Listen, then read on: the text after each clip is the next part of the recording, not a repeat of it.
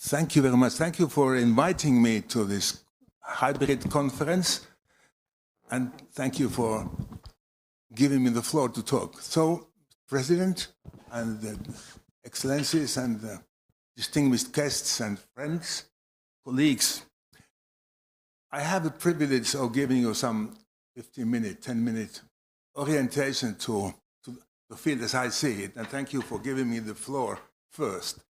I have distinguished colleagues here, but they are modestly, thank you, serving as the ladies do, serving the speakers.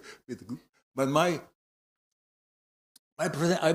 have even written, because I did some archive work for the presentation. I did work for the presentation. I will circulate it in a written form, but I speak freely because that's more natural. And let me begin. Thank you, Alexander, for the presentations and introductions. But in the brochure that you distributed us before in advance, I read in the brochure that Finland, a pioneer in fostering critical thinking and media literacy in education, has a history of tackling disinformation and so forth. So it touches me, Finland, as a critical thinker.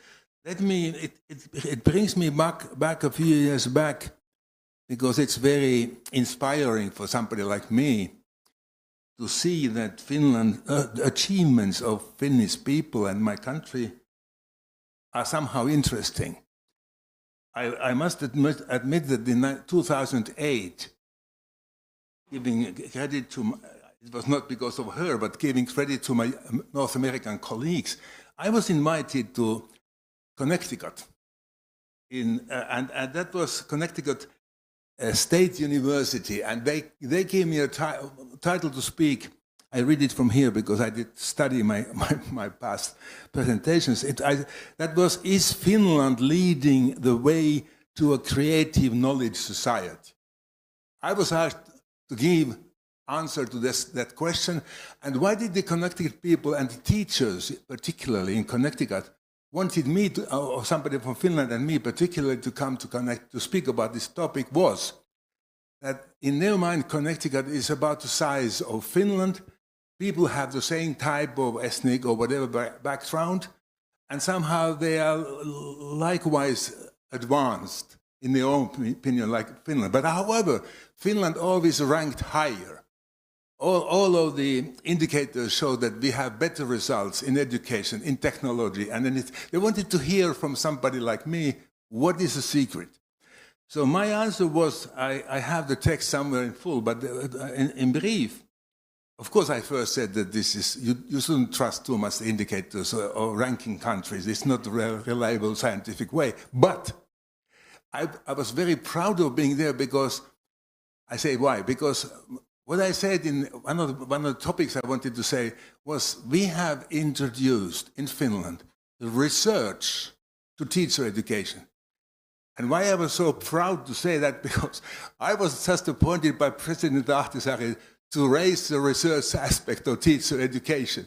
So I felt very self-confident. I always do, but that time particularly because I was invited to speak in America. And then I thought, okay, we came to the conclusion that we all try the same thing. Again, my credit to North American scholars, that why do we have the title, why do we need media literacy? I remember, and particularly now, I want to quote American leaders, particularly former President Eisenhower. Not by chance, Eisenhower, because he was the one who knew what this bad tendencies of militarization could be, but he said that the foundation of democracy rests on the base of intelligent, informed citizenry. Nothing to object. I think it's a good objective. And I can now briefly explain, because Leo-Pekka already did, you explain what Finland is doing in a practical level. I want to explain how did we bring media literacy and the philosophical basis to Finland and to Europe in general. I have my friends from European and other UNESCO connections that we have worked together for years. In 1990, I worked since then. At that time, I worked very much with Dr. Ritva Sinimäri-Lampi. She's not here. She's still among us, but she was a counselor of education. She was a teacher, and she was a specialist in education. I was in communication. I was in social science and peace, and so. But I worked with her, and we went through how we developed from 1970 up to 2014 the curriculum for media education, and furthermore for the media literacy. And this is approach that she was mainly philosophically driving. I was assisting. I was a kind of research component to this work. But this is an approach that Jose Manuel Perez and myself we introduced to UNESCO later. But that was in Finland, was Ritvaseni Merilampi, and I want to give credit to her because intellectually in Finland we were very much interested in European philosophical approaches. Are we Europeans? Because we were very fond of being European. We had just joined European Union, 1994. So we thought, okay, what is the European approach in comparison to American ones? And we were asking, what is this? Is there something that European? And is it too narrow to speak about technology like we had the Nokia and the technology companies here? And could we approach media and communication by something? For example, I had a colleague of mine, an artist, Juhani Palm, who passed away 2 weeks ago. He painted an artistic picture of communication, and I have been using this picture in the front cover of my publication since, and I give credit to him as well as an artist. We wanted to see, do we need an artistic dimension? Do we need a cultural dimension? What is a scientific scholarly dimension? And the American term, media literacy, was very complicated for European languages, not only to Finnish languages, but all other languages as well. And we went through, and I want to mention it here, with Ritvaseni and others, we became very fond of the French philosophy, particularly Régis Debray, a revolutionary thinker who was, but he was also academic. And he introduced, I want to say it here, a term, mediology. It doesn't make sense in the English. It doesn't matter, the English language is not the only language. We can construct the reality and scientific approach by many other semiotic frames. But anyway, he introduced semiology. We were wondering, because we were fascinated with media. Media is not our language either, so Americans and the Anglo-Saxons confuse medium, media. It's always a complex thing to think, what do they mean really? But Debray, he wrote, it was very much fascinating for us, he wrote in Le Monde Diplomatique, I quote here one sentence, what could it be? In spite of its suffix, mediology does not claim the status of a science, and even less something new, because it's not in itself a new discovery. Despite its root, mediology is not the sociology of media systems under another name. Mediology would like to bring to light the functional medium in all of its forms over a long time span since the birth of writing, and without becoming obsessed by media today. It was very fascinating. What am I talking about? At the time of media education that Ritvaseni was developing and I was involved, she said very cleverly that at the time that media education is defined strictly, it's dead. Forget it and use other names. I think the media literacy is the same. The ones we say we know what media literacy should be, and we follow some certain indicators or some measurement. It's dead. We should not be following dead bodies. I mean, it's just my conviction and moving ahead. We tried to understand the German philosopher Jürgen Habermas, Medienkompetenz, and there are some speakers here. You know, and in vocational education, that I was also working with some of my friends, we know that the Germans had at least 200, 300 different definitions of competence. So it's not very easy. It is a term, a usable term. Italian Umberto Eco. We were very fascinated that democratic civilization will save its self only if it makes the language of image into a stimulus for critical reflections, not an invitation of hypnosis. Of course, Walter Ong in North America, Marshall McLuhan, Paulo Freire in Brazil, we have all these things. We think, what is our approach? And then, and Walter Ong particularly, because he said that the use of media is useful to refer to technological means in communication. But it also leads us to think that the use of this media could be the only transmission of information. I come back to the challenge of art and spiritual world, which is increasing in this field as well. We don't know, I don't know how to call it, world view or interface. We will discuss this.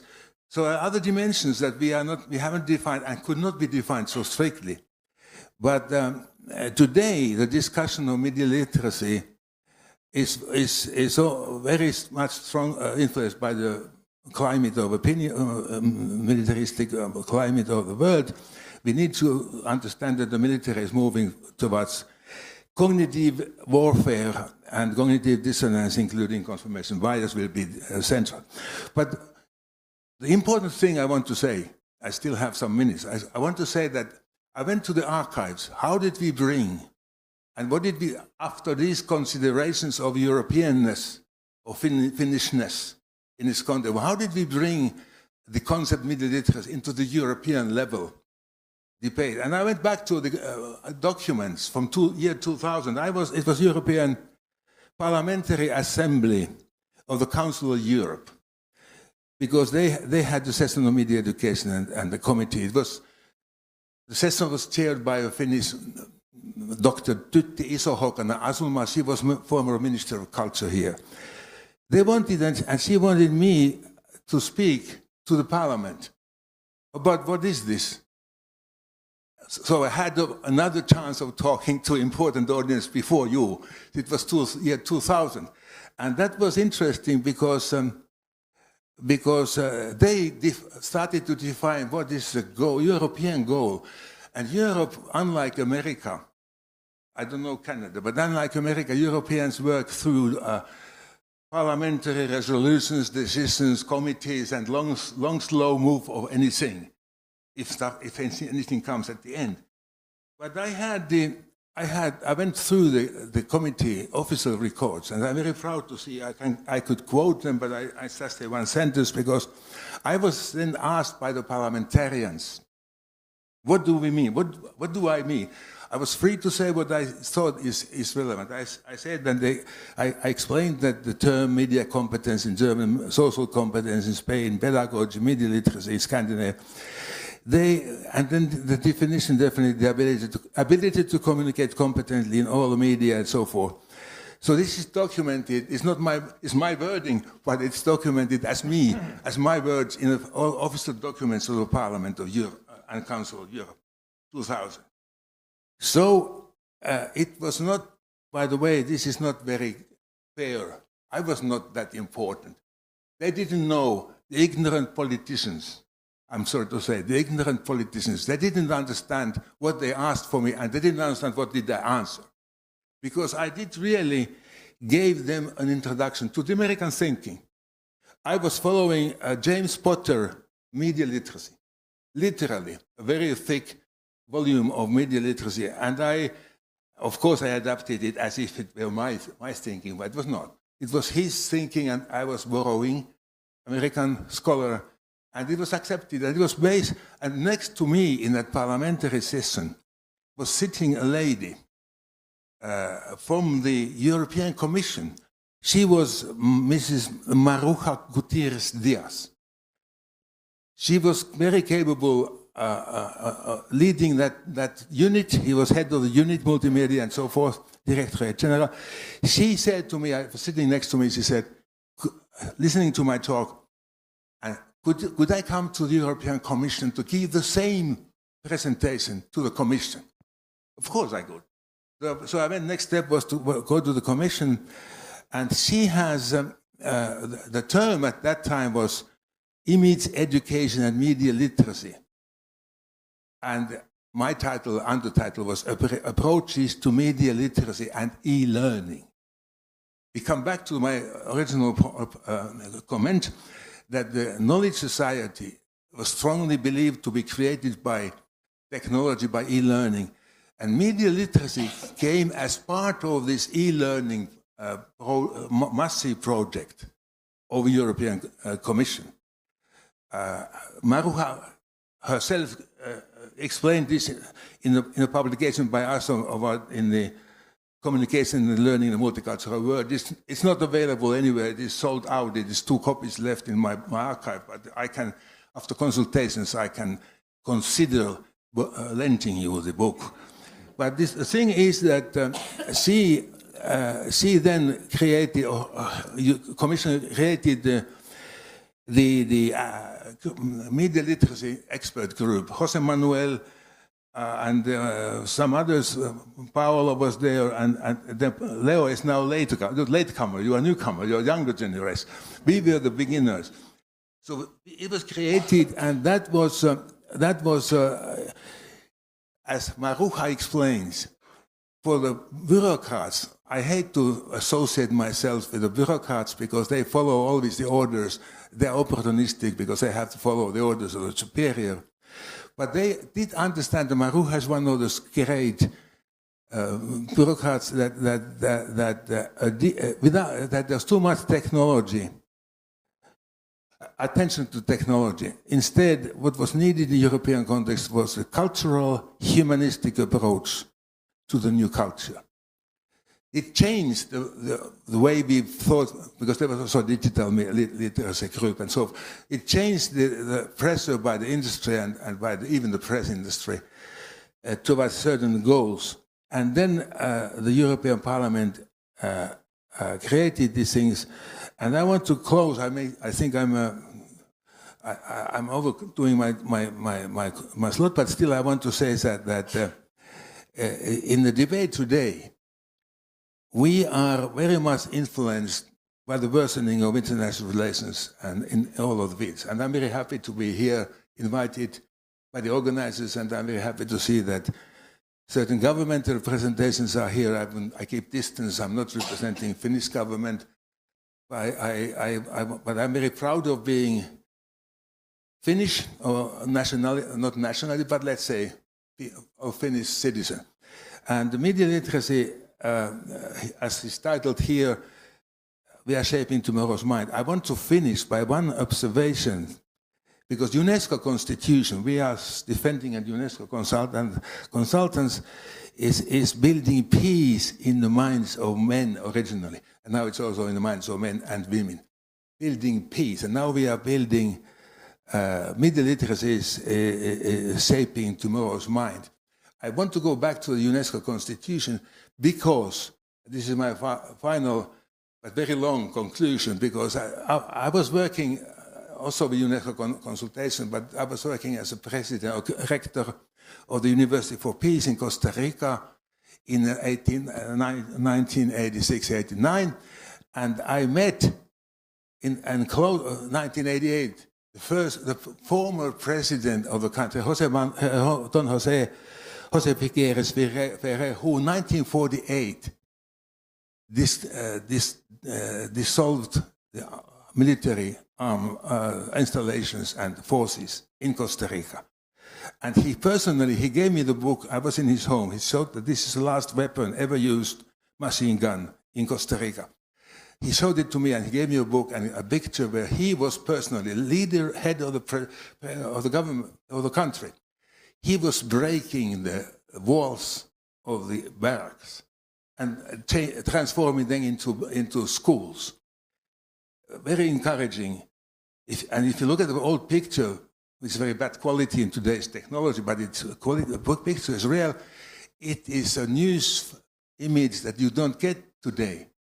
You don't see any leader in any country, except the Berlin Wall, which was torn down. You don't see these images coming. The flow of information, the massive flow of oceanic flow is other type of it, preparing for war. We said, if you want peace, prepare for peace. This is my conclusion. Thank you very much. You can pass. Thanks a lot, Professor Tapio. One thing that I forgot to mention, that we don't have keynotes on this event, you can realize. But you are a keynote. You didn't know. Because we decided to create only panels. Because you all deserve to be keynotes. This is an event of keynote speakers. So we have panels and we have workshops tomorrow that I will tell later. And one other thing that I like to underline, that we have around 40 countries represented here around today and tomorrow. So it's great, mostly Europe, but 40 countries represented in all over the world. Professor, it makes me think, don't look at me and see UNESCO. I'm here with the DCN hat, wearing a DCN hat nowadays, but I think epistemologies are not created by chance. I mean, there is a story of science that makes it happen, and you must sometimes to mix it up to make it happen somewhere, or there are local characteristics for that. In this sense, most of the things you underline, I think UNESCO solved with your help, to put underneath the umbrella of competences, instead of calling a name, but what are the competencies we need to be media literate? It's a way to dissolve concepts and merge competencies and underline competencies. And I think this is a smart way to do not fight with them. Leo Pecali, yesterday we spent the day with Leo in the Audi library. I don't know if it's Audi that I say, but it's Audi library, with a lecture of him. And he said that they don't put in conflict the concepts here in Finland. It doesn't matter when you are in the field, but in action. It matters what you are developing in terms of skills and competencies, and this is very smart, I think so.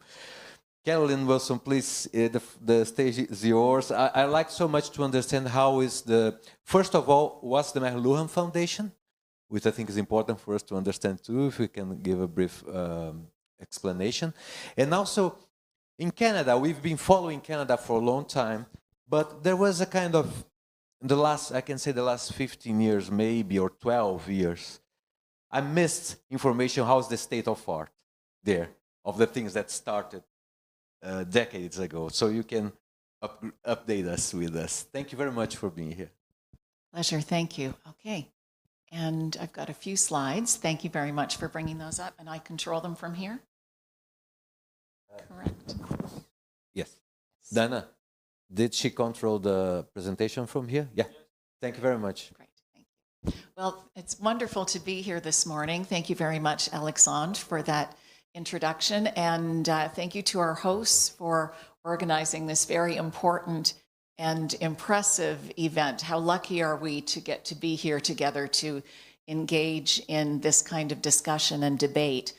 I have the challenge, but also the honor of following Tapio and his in-depth presentation. Tapio is considered a guru, of course, in Finland and in many other parts of the world, so I'll do my best to live up to his example. But delighted to be here and to explore a number of topics with you. Very briefly, I'll just speak to the McLuhan Foundation since Alexandre asked me to address that. The McLuhan Foundation is a fairly new organization based in Ontario, Canada, dedicated to supporting media and information literacy, especially in this digital sphere, leveraging the insights of McLuhan to really help advance some directions in media literacy, to address needs in teacher education, to build an online network or community that we're referring to as the Global Village Square, and to continue to raise public awareness about the need for media literacy education in Canada and around the world. So delighted to be here. I'm going to begin certainly talking a little bit about the state of affairs in Canada, where we've been and potentially where we're going, and suggest some directions or some nuances that we might want to pursue in media literacy education. But I'm going to begin, excuse me, following the example of my esteemed colleague, with a little bit of kind of a philosophy little bit of philosophy or a few key questions for us to consider. I'm assuming people online will be able to see the slide, so I won't read it for you. But I just offer this as a bit of food for thought to begin. We had some wonderful discussions yesterday, thanks to Leo and the participation of the group, where we began sort of contemplating, the purposes of media literacy, what some of our goals are, what we're aspiring to, what we're all working toward. And there are a few key questions there at the bottom that I'll highlight. While we recognize that we're not exploring media literacy or pursuing it just for its own sake, we recognize that there are things that we do want to consider, and Nikos and Alexandre talked about that this morning as well. So it's not something for its own sake. We think about how media literacy can contribute to, as Leo said yesterday, a certain quality of life, certain kinds of communities, to become certain kinds of people. And so the questions at the bottom of that first slide: what do you want to do with this literacy? Who do you want to be? And what kind of society do you want to live in? Are some questions that perhaps underpin our goals as we work toward media literacy, a media literacy society, media literate citizens. And of course, in seeking these goals, I just want to recognize that we come to the field from a number of different perspectives. We're journalists, we're educators, we're researchers, we're parents, aunts and uncles, students, librarians. Some of us here are new to media literacy, and many have been involved in the field for many years. And for many of us, as we work to explore questions around media literacy and really assess the current state of affairs, and look at new directions, we've attempted to define media literacy. As Tapio said, that can be a dangerous thing as well. We don't want definitions to, what did you say, result in dead bodies, I think was the, so I'm not suggesting that, but that definitions give us a way of conceptualizing and perhaps formalizing what it is we're doing and what we're about. In Ontario, we have a working definition that I'd like to share with you. As Alexandre said at the beginning, Ontario was the first English-speaking jurisdiction in the world to mandate media literacy education from grade 1 through grade 12. And a lot of that work was thanks to the Association for Media Literacy, an organization that the McLuhan Foundation works very closely with. And I had the honor of, and the good fortune of serving as the president of the Association for Media Literacy for some 14 years. I've been involved in media literacy work for over 30 years now, but certainly the work of the Association for Media Literacy and its founder, Barry Duncan, were really inspirational for me. So the Association for Media Literacy and educators in Ontario have really embraced a definition like this one, that media literacy is concerned with developing a critical understanding of how the media operate, how they construct meaning, how they can be used, and how to evaluate the information that they present. So that's a definition that we work with, that we grapple with, that we revisit, but certainly that guides our work in the field and our understanding of some of our goals. So I'll go on to the next slide and just stay with the Ontario experience a little bit. Got it? Very good. So the title says New Directions, but I'm actually going to begin with sort of the current state of media literacy in Ontario, and then talk about some possible new directions or nuances that we might want to consider or to emphasize. So I want to talk about the importance of, as I've said, I've suggested a definition, but also want to talk about the importance of maintaining, I guess, our media literacy foundations as they exist. And Leo referred to this importance yesterday. And so for us in Ontario, and I know in other parts of the world, we've embraced a conceptual framework for media literacy, right? A way of thinking about the field. And for some of us, that's affectionately known as the media triangle. And also really sort of following on that, we have a document of the key concepts that was developed in Ontario as well. So when we think about the media triangle, obviously a triangle has three sides, and we're talking about media literacy then in this way. We're looking at it in terms of media content or media texts, media audiences, and media production. So this is obviously well known to many of you. It might be a new way of thinking about media literacy for some of you. But when we're talking about these three areas, I'll just highlight a couple of things. First of all, we talk about media content or media texts. So what are the messages and values being conveyed? What's the ideology? What's the information? How do you assess it? What are the representations that are present in these stories, in these media messages? We also talk about media audiences, audiences that are being targeted by media corporations, but also we look at audiences in terms of a group of people or individuals who are active, right? Active audiences are very possible, actively accepting or rejecting what the media is presenting. And finally, we talk about production. We look at industry practices, including ownership and control, regulation, financing, who's paying for things, who owns them, who benefits as a result. And so the key concepts that have been developed in Ontario, there are 8 of them, and I won't get into those now, but they really they're derived from the media triangle and those ideas of media texts, audience, and media production. The key concepts, I will say, were published or developed by the Association for Media Literacy in 1986, and they have been translated into 4 languages and certainly underpin a great deal of the work in media literacy, not only south of the border in the US, but in many parts of the world.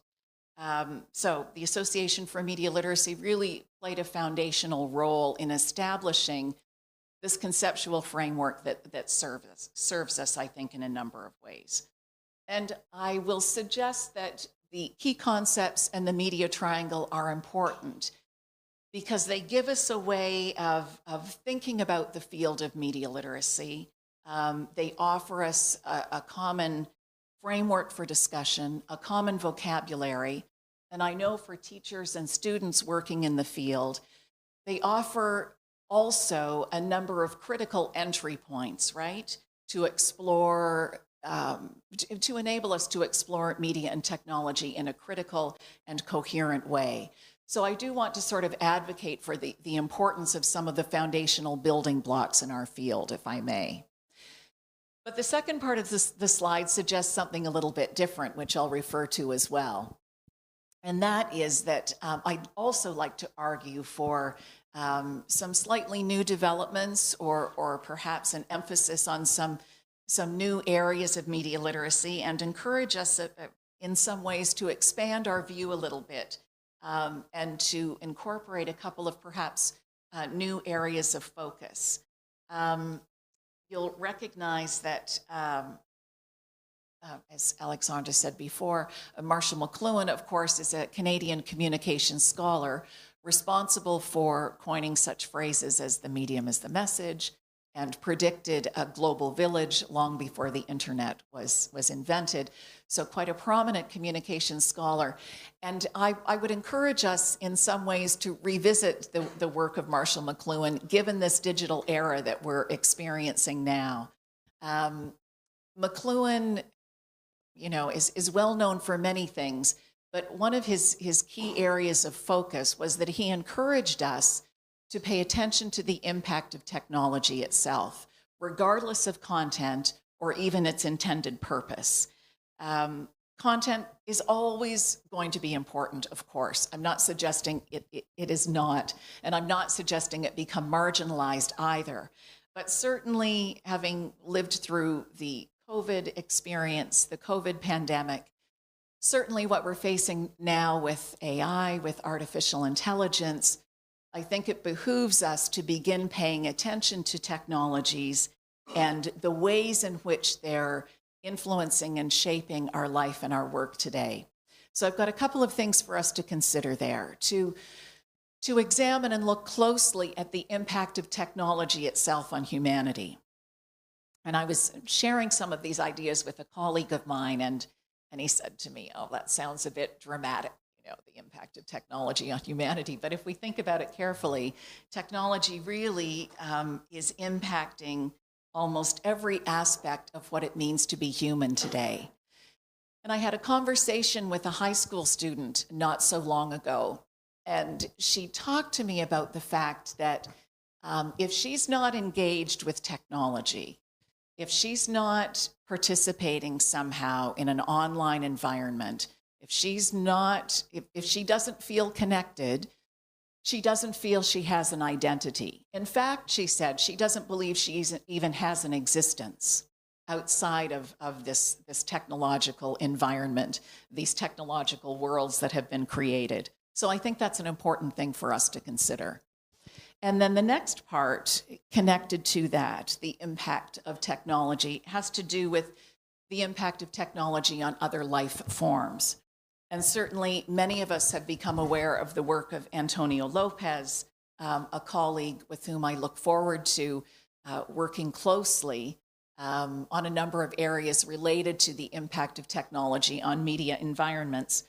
He talks about the importance of the ecological footprint and mind print of media and technology. So important dimensions for us to consider as well. More specifically, Antonio and his colleagues will talk about the impact of paying attention to the environmental impact of creating our technologies and the mining of minerals that is necessary, of course, the impact of coal power required for our server farms and the maintenance of the cloud, the toxicity of e-waste, to name just a few key areas. So another important dimension to consider. Lost my. And finally, I'll conclude with this slide.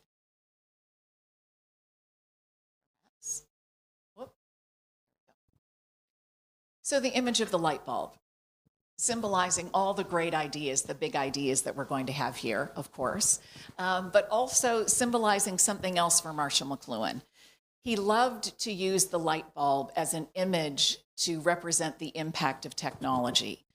A very simple technology, but really illustrates the profound effect that technology can have on life and work, on our communication, our relationships, how we can use our time, how we can use our space.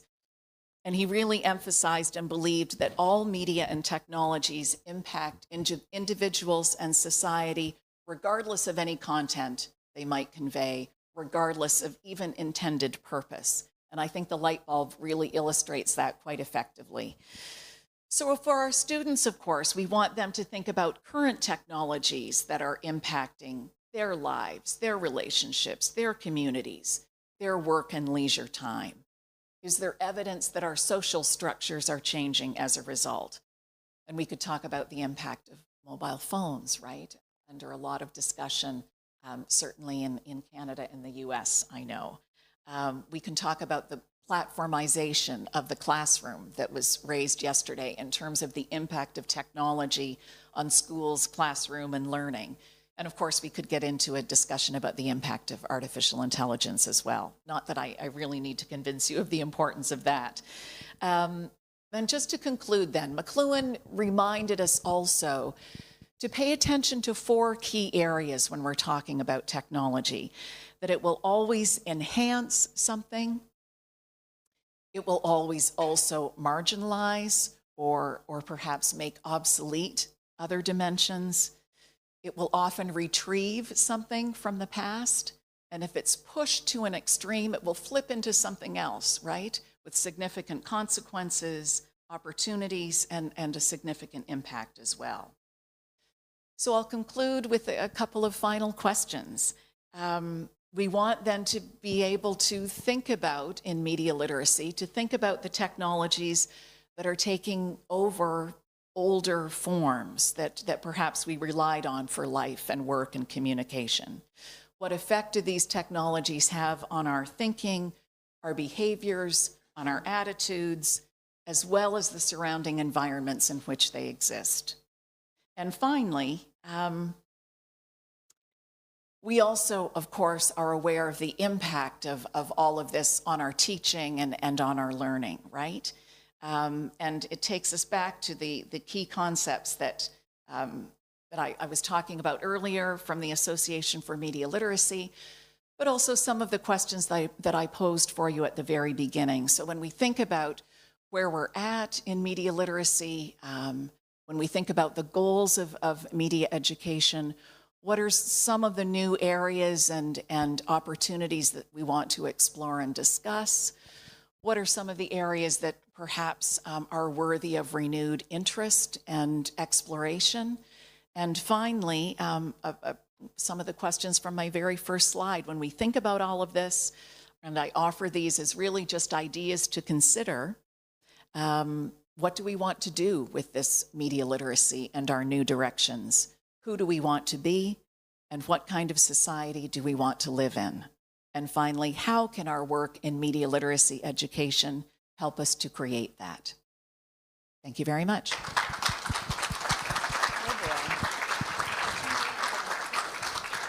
It's so interesting, Caroline, when we think about McLuhan, because all this new debate on the new concretist theorics like Bruno Latour, they think it's very important for us, again, to look at the medium itself when you look to the algorithm.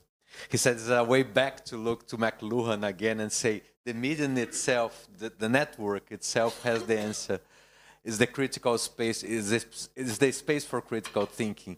Like if you are looking back to the same theory of Marshall McLuhan, even before these new arrangements that we have in the mediology, or the media ecology, if you prefer. Belinha, thank you so much. First time I've been to Belinha, it was more than 10 years ago in Philadelphia, and I was looking to different programs, and there was Belinha de Abreu, a US and American research said, she's not American with this name, she's Portuguese. And then I realized she's American, but came from a Portuguese family. That's and correct. Belinha, in 94ML, you have, I'm proud to be a board member with you, and I know how deep are the discussions there. Yes. Yeah, and big, right? Sometimes. Yeah. A lot of big discussions. Yeah, sometimes. Big discussions. And I think somehow US represents another kind of context. Right. As we said yesterday, Leo, right. when we talk about the context and the countries, I think US and Brazil, 200 million population, very diverse population. We need to consider that when we talk about public policies. And so I'd like to listen from you a little bit. And just for you to know, if you have questions, you can type on Slido. You go to slido.com, okay, and type the DCN global password and type your question there. Is that right, Mariana? Yes, DCN, capital letters, G of global capital letters, and then regular. DCN global, just one word, and we have the questions here. We're gonna finish sharp in time after Belinha because we have a coffee break then. And then, but we want to listen, and then we will address the questions for the speakers after the session. So this is good about Slido. This is a good thing about Slido. Belinha, the floor is yours, and thank you so much. Thank you for having me. So, just so you, first off, this is a right-left thing, so hopefully I won't be messing up the clicker with the with the intercom. So I think it's important. First, a couple of things. One is there are always acronyms. And so IC4ML is the International Council for Media Literacy. I'm not actually going to speak as much about the council because the executive director is here and she'll speak about that later. What I wanted to do, though, is sort of do the crossover a bit between researcher and practitioner because I live in both spaces. I've been an educator for 28 years. I was in broadcasting before that. And so the work that I've done in media literacy actually delves within the realms of my prior speakers. Actually had the fortune of being taught by Barry Duncan when I was doing media literacy. So my Canadian counterparts very much had an influence in the work that I've done. But just to talk about the space that we're in terms of where the media is and why there is value in media literacy education, I thought I would do it the way that I actually teach it with my students, which is to kind of talk about the evolution of information. And so you know, we lived in a time where obviously newspapers were fundamentally a part of the work that people would get their information. And then things started to shift dramatically. And we've been in a time where the technology has shaped and changed the way in which we see ourselves and the way in we're invested with it as well. It's interesting, when I saw this slide years ago about by 2045 we'd be connected to our technology, I often would say this to my students and they say, oh no, not really, that's never going to happen. And here we are now, we watch our students with earbuds in their ears and people walking in the streets and not engaging with each other but very much engaged with their technologies. So the evolution of that is happening. We're having discussions right now about data and privacy and the value of it to us as who we are as individuals. We are contesting things in the United States, like TikTok.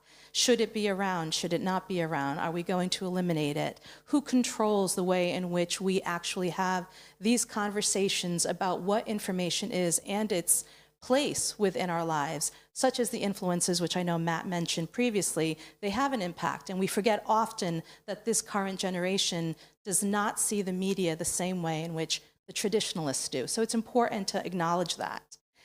To know that this metaverse, this world that we're living in, is definitely evolving and changing the way we are and who we are within it. And it's growing. What it's going to look like in the future is an uncertainty. But we also know, oops, here we go. Now I'm stuck. There we go. We know that with ChatGPT and its arrival, it has had an influence in college classrooms and public education, in the way in which we are seeing information, whether or not we have validity in the information. As recently as, we had just had our conference in the Azores, the International Media Literacy Research Symposium. On my train ride to the airport, I was speaking with a gentleman who was a physician in Boston, who told me that he uses ChatGPT to write his articles that go into medical journals. And I found that to be really frightening, to be perfectly honest. And he said, you know, I tell it what I want it to say, and then I check it to make sure that it's clear enough so that when it gets printed, it can still go to print. And I just thought, wow, you're a doctor. And now I have to think about whether or not what I'm reading in medical journals is actually true or not. And besides that, is it really the voice of the doctor that I think has written this particular article? And I know these are questions in academia right now because there's a lot in academia about this push to publish, and also the fact that, frankly, people are using these open source tools in order to engage. Artificial intelligence is a hot topic. We actually know that this is something that we need to address, and we need to address it well. I'm going to leave with three questions at the end of this discussion, but we need to talk about this more. We need to understand how much it's going to impact our lives. Last week I was in a panel with two politicians and a gentleman who is an AI developer, and I was the media literacy person who was sitting there.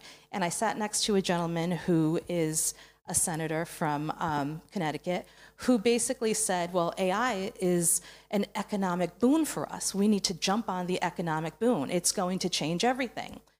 Yes, it will change everything. But what does that mean to the population then? How do we discuss equality and equity if all of a sudden there are no jobs any longer for people? How do we think about that in terms of our populations? These are media literacy questions that are beyond the way in which we think of them in terms of our key concepts and so forth. They're human questions now as well. And those are things that we need to consider. We know that social media has been weaponized, and we see it regularly. We know it's been weaponized globally. And while I'm giving a US perspective, I speak about this in a global context because it absolutely has changed the way in which we see the world. The discussions yesterday where the comment was made from our first presenter that Finland is preparing for war was disconcerting if you think about it. But that is literally the questions that we have to consider. What is it that's shifted and changed in our world that's being weaponized now by social media? It's an important aspect of the parts. Is truth dead? which is a question that I'm often asked by my students who are concerned about the way in which the media has influenced and changed the way they perceive information. They acknowledge that they are a part of the technological stream, but there's also this other piece of them, which is how do we step away and not be a part of it as well, or at least put forth information that has some value and truth. 100% truth. And really, the question of truth in general, what does that mean personally? So to me, media literacy is a humanistic question. Who is it to us? How do we connect to it? It is more than the methodology. It is more than the pedagogy. It is literally about who we as individuals are in connection to the types of media that we see in the world. We're never offline any longer. Even as I look around the room, people are on their laptops. They're on their cell phones. Coldplay, the band, I don't know how many of you know Coldplay in here. They had a concert recently, and they asked everybody to not use their phones for one song. And I thought that was brilliant, because how many of us are in real circumstances where we're never looking at the people in front of us, but we're looking at them through our cell phones or through our technology? What a brilliant thing to do at a concert. Why do you pay that much if you're not really going to be present? That's really, another question at the economics of that as well. And so, this is an ode to Marshall McLuhan, by the way. When I saw this in The Economist, I was like, okay, this is great. The media and the message. And of course, we are in the middle of a lot of things politically, not just in the United States, although I know that we have been highlighted quite a bit in the last 3 weeks, from the Bates to the shooting and so forth. But this is an issue that is worldwide. There are elections happening all over the world. My colleague in Portugal and I actually have a grant with the US Embassy that we cannot implement because governments have been in upheaval. And so we're at a standstill. It's an important part to think about when it comes to the way in which we are addressing questions of media literacy education. So I wanted to leave you with some issues for consideration. One is this idea of silos and polarization. I've spent a lot of the last year and a half doing discussions about discourse with my students. Why do we talk or not talk to each other? Why are we willing to sit in a room and say nothing? And I often see right now in college classrooms students who are silent. And I also see this in different communities as well, where people are afraid of voicing an honest opinion, a question, an unknown, truly an unknown that is not meant to offend anyone, but is an actual, genuine, I just want to know question, because they're afraid at who is recording them and videotaping them or posting it online and so forth. And these are things that we need to think about, because what it's done is really broken us as a way of communicating in our society. So how do we address these issues? How do we start to talk to each other instead of just through these devices as well? The issues of censorship and cancel culture, which I find really fascinating, because I think it's actually it's the two sides of the same coin.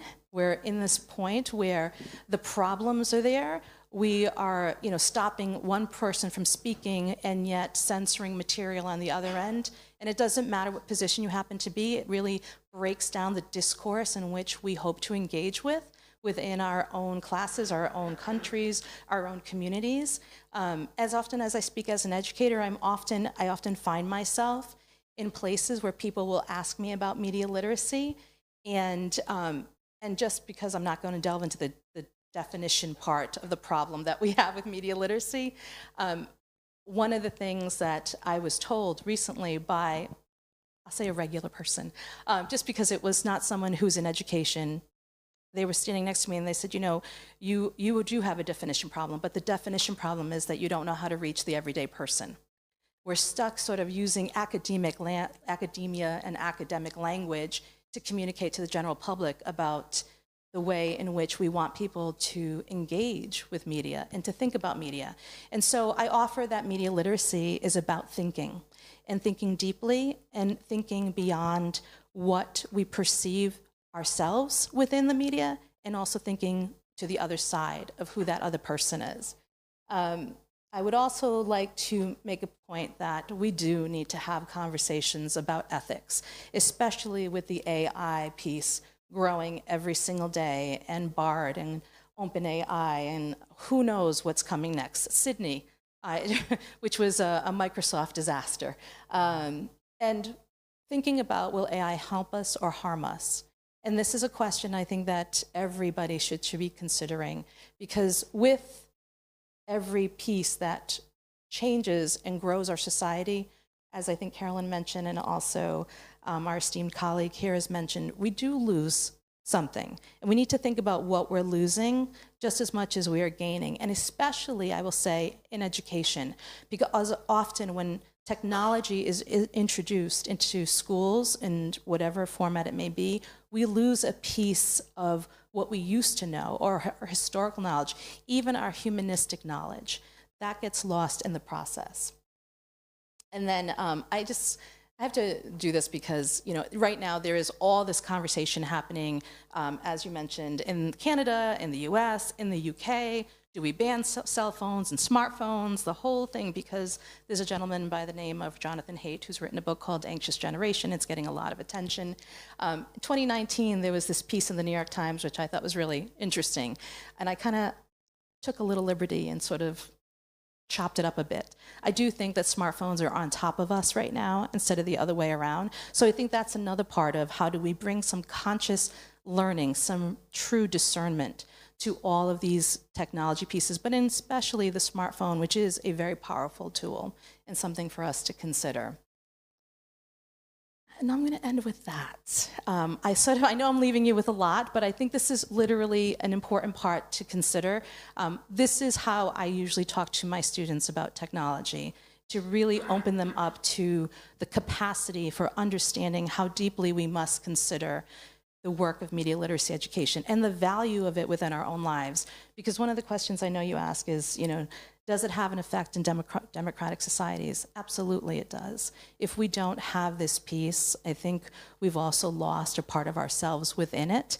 And so to process information at whatever level it is an important aspect, as is just the ability to think about it deeply.